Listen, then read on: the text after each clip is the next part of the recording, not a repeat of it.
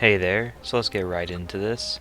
So in this video, going up against another three alliances, we've got Black, we've got Made in Brazil, and TCN, who that's a funny one. So for this first war, it's a pretty fun team, but it's just another with a lot of Quake fights in it.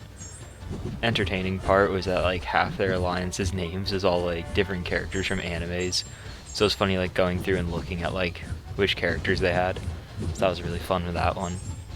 We had this Quake fight, it's against Mags. It's that same node from lane 3, where if you hit him, he'll get armor and then you'll get a shock.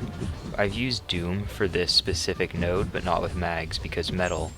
So when it was someone like that, they assigned me with Quake a lot of the times for that. So it's just a normal Quake and Shake. You're just here for like 2 minutes, and as long as you don't like severely mess up, you're fine. And fortunately this one's almost over. And then the next fight actually is, I believe, a little bit more entertaining on the actual fight side. Yeah, it looks like, yeah. This is a fun one. Just Doom cheesing Captain Marvel. Because when you're a you don't want to feed her binary if you're most classes. But when you're a Mystic, every binary does a percent of her health. So it scales up with the nodes. So and all of Doom's attacks are energy hits plus the shock. I should have tried to get a stagger on there instead of relying on the nullify from SP1. But something in like arena and quests I like to do with Doom is I take a really early medium combo on my parry stun, and then I wait out a long time so I can apply 2 shocks with only 1 parry stun for Doom. Allows you just to like rinse her down really fast. And then same guy as the first one here with Strike Counter Fury node, which if you haven't taken this, which I mean you probably have, this map's been out forever, you have to keep throwing your special ones unless you use a Power Start 1 boost, which I had to regen on because my plan was to take a lot of blocked hits, but here he was throwing heavy pretty heavy really quickly on that first one. But yeah, here I'm doing what I was talking about the last one, where I like to parry, do 1 hit, and then back up to try to use my Petrify and use the block to also gain more power for myself to play with the node a bit better. Because you don't really want Sassy to get too many of those Furies, because when he gets into cycling his SP2, if he gets into Wrath of Tanarak, he goes in and you just get hit. You don't really want those to have any Furies. So I throw the special with the increased power gain, he gets an easy SP1. I want to try to bait out a heavy here because, or he can just throw a double medium for me actually. But with his heavy and the unstoppable, it's actually very easy to punish his heavy unstoppable. You just have to watch to make sure you don't push to SP3 there. I gave him the Fury, but the fight's almost over as I have 20 Smolders. Easy dex on SP1 really. And just gonna go in for a couple more combos. Sasquatch is always a little bit of a long fight just because of his rage stacks, making him a lot more tanky. But it's nothing Torch can't do in a minute and a bit. So it's not too bad of a fight. Up here in section 2, I had someone give me a white Magneto pre-fight for this Kingpin, because I guess they didn't want me baiting out too many heavies, because it's that lane 8, where whenever he gets a buff, I'm going to get a weakness. But even without the white mags, it's still a fairly easy fight. Throw the SP1 so that way I can get my power steal going. I like to sometimes get it going early and go for a backdraft light, but it was mostly done already. I'm just going to try to get up to an SP3 as quick as I can here now, and when I launch that will give him about 2 bars of power, and I'll be able, I'm actually going to have to wait a bit here, aren't I? So I try to get it to where he's around 2 bars when I throw, so that way you can go into the Doom cycle. Pretty standard fights here, like, that's kind of the whole point of assignments, is to make sure it's nothing like too crazy that the individual player has to do. Make it a lot more about the assignments than skill. Like, you have to play well here still, but like it's not too easy to mess this up. Just hit your parries here. This was a fun fight though. Kingpin gets a lot of extra power gain from his rages, which lets Doom's power steal do even more work. I ended up not taking that sorcerer, or I forgot to record. I couldn't find the video, but I think I used Torch with Nova Flames.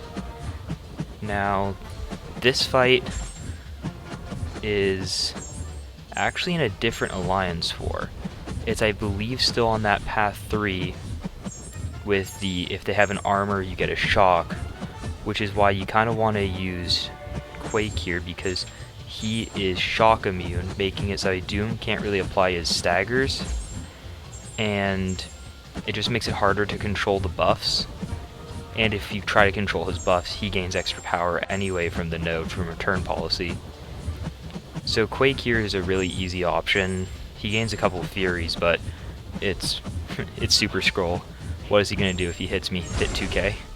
I'd probably hit harder with Quake. Like,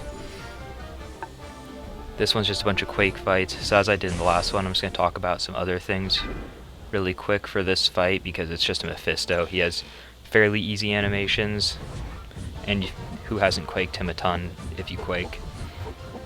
So I'm looking to do some guides on planning AQ for those who are interested in stuff like that, because I feel like a lot of channels don't have anything like that. I've seen like a couple videos on it where they go over AQ, but I feel like most people just assume everyone knows how to do AQ. So I have some plans to release some of that. I've been recording some AQ gameplay. Let me know if there's like anything you guys want to see specifically, like how, because I was an officer for almost a year and having to plan out AQs and AWs. So if there's anything anyone like wants to see, but I have some ideas for how I want to like show how I liked going over AQ and AW planning, but I want to more start on AQ planning because AW is a bit more straightforward to plan. So now this is a bit more interesting of a fight. This is straight counter, but with Doom this time on a Surfer. And so Doom is armor break immune, obviously, which is Surfer's a decent bit of Surfer's damage is his buffs and his debuffs, but Doom just turns off both of those by staggering the buffs and being immune to the armor breaks. So I used a power start 1 here because with my Mystic Dispersion being relatively high, I'm able to nullify 2 buffs here, and I have Power Steal. So you're going to see me get up to an SP3 very, very quickly without giving him a single Fury, which is something I feel like not many people do on this node, is use Doom without giving the Furies. So I'm already in the SP3, and if you saw, he was at 2 bars of power, so I'm going to be able to enter the Doom cycle here. It doesn't do much damage, but Surfer has a decent bit of armor, plus the 66% node. Well, I guess I didn't give him as much power as I thought I did. But now I just really want to get up to that SP2. I'm going to fire that off, and it's just going to, if it crits for 17k. What's that? Like, went from 1700 to 17,000 damage. It's a ridiculous amount more. And I'm able to get off another SP2 here, and he didn't get a single Fury in this entire fight, which is not like impossible to do, but I don't feel like I see people use Doom in that way there. This fight, it's that same one that I took on Mangog last video. It's just a very high power gain fight, so I feel like it's kind of silly to put Dragon Man here, who's a champ who relies on power gain, plus on a power gain node. I see where like, sorry about that, I see where if you let it get out of hand, it goes too far, but if you bring in a power control champ already, you're taking out a node and a power gain champ. So I'm just going to try to get up to like SP3 here, because it's Doom. He has buffs, he's over 2 bars of power. I launch my special 3, I get the bonus. It's going to do a massive chunk of damage, and the fight's pretty much locked in from there. Even with Spite, I know I'm giving myself a buff, but I know fairly well how much damage Doom does at R3. And like, yeah, he has 2 bars of power, he has all that, but I'm just going to block that out. I steal his power. I go straight back to special 3. I'm using double Fury Doom in Alliance War at R3. Like, what, the special 3 I think is going to do like 50,000 damage just about, which is just an absurd amount of damage. Oh, it's only 20. What? I thought it did a lot more than that, my bad. I swear I've seen it do more. Oh, maybe that was EQ. And then this Darkhawk up here could be in pain if, depending on who you were to use, with some of his nodes, with kinetic transference, active evolution. Magneto would probably be pretty easy for this, I assume, but that's relying on your ability accuracy reduction with Quake. Just don't block. Even if you do, I would probably be fine just taking that special one to the face because of the invul I put on. I put it on because I should be able to run it through 2 fights with how long this takes. It's pretty standard. I've quaked Darkhawk a lot before. He's nothing too special. His little spin, I guess... Oh, wait. I don't remember that happening. I guess I got caught pretty bad there. I guess his spin caught me off guard. Then he crit a lot, wow. That did a lot of damage, but I'm fairly confident with Quake even when I get to lower health, just to close out the fight. That's the biggest thing with Quake, is keeping your head, just because it's a lot of the same action, and on this map specifically, sometimes, depending on the defender's size, that sun, like, cover right there, it covers the time, and it just, like, starts blinding me, I swear. And I got assigned this man thing, so I actually get to take another mini this war. It's a pretty easy fight with Quake again, like, he has semi, like, slow animations, and you just go in, don't get hit too much, and you're fine. But with Man-Thing, you do have to make sure you don't parry, get hit, or hit him too much, because he can turn your Dex into a pustule, which can turn into a poison, which feeds his MD twice, which would potentially give him a bar of power if you get hit or hit him once. So you want to make sure you Quake fairly clean when you fight Man-Thing, but he's not too hard to Quake. He's a Mystic, so you get extra attack. Yeah, you just kind of, it's Quake, like, that's what a lot of these videos are going to be. I know not everyone likes watching Quake too much. It's even kind of hard to talk while watching a Quake video, because just like, what am I going to say? Look, I'm dexing in the corner, but I'm fairly decent with her. Not great, but I'm okay with her. So my alliance gives me Quake a fair bit. Same war, but now in Mini Boss Island.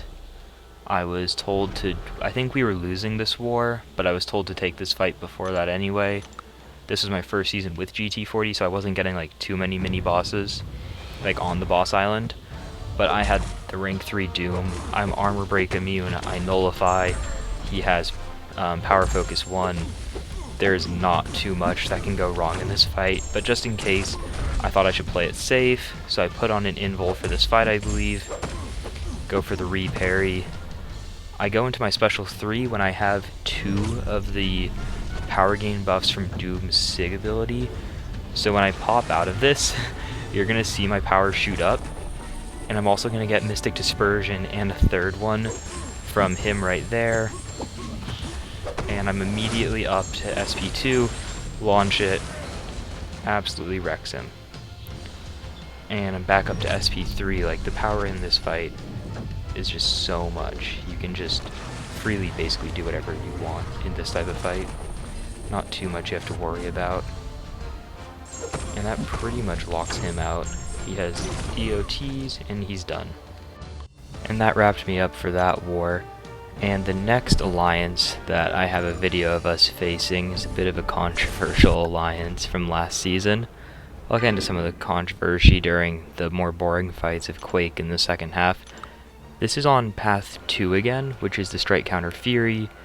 So CGR, normally you like going for those SP2 rotations, but if you do that, he'll end up getting a lot of Furies.